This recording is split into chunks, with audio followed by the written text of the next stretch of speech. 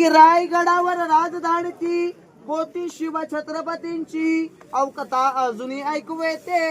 येथील हिरकणी बुर्जासी वसले होते गावात रासी वालुश्री या नावाचे राहत होते गरीब कुटुंब गरीब धनगर गवळाचे आई बायको ताडा मुलगा कुटुंब होते छोटेशे सोबत होती हिराणावता तडदार घर बाळचे एके ऋषी दूध घालिता हिराचा शर्भर विसावली दहाणी नाही आले म्हणे कधी सांज बरे टोलून गेली सूर्यदेवता मावलता बंद होत असे गडाचे दरवाजे बंद.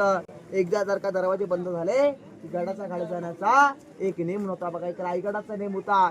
समोर नागारखान्यावरती नागारवाजे किल्ल्याचा महादरवाजा बंद केलायचा. मग हिरकणी माता दरबारात धळतीत मेघणामध्ये मगड झाली. विकता विकता उशीर झाला मातेला. नागारखान्यावरती नागारवाले सांगोची अडकरून दरवाजा बंद केला. माता धावत पळत गेट पाशी गेली.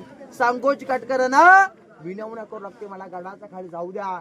माझा 2 महिन्याचा ताने लेकरू गडाच्या खाली रडत असेल मला गडाच्या खाली जाऊ द्या. पण सांगोची अडकर म्हटले नाही मात तुला मी गडाच्या खाली सोडून देऊ शकत नाहीये. वाटतं तर राहण्यापणाचं मी किल्ल्यावरती करतो तू वरती राहा. मातेचं मन काय ऐकलं नाही. 100 एकरात फिरली.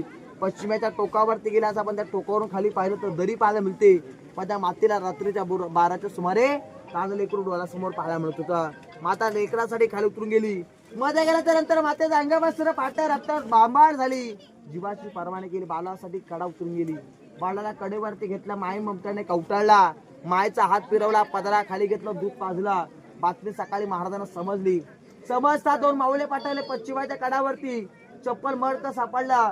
खालच्या गावात गेले. मातेला पालखीवर बसून वर्तनला आणि भर दरबारात मातेला सारडे चोळून तुमचा सत्कार केला. आणि महाराज म्हणले आता उतरून दाखव.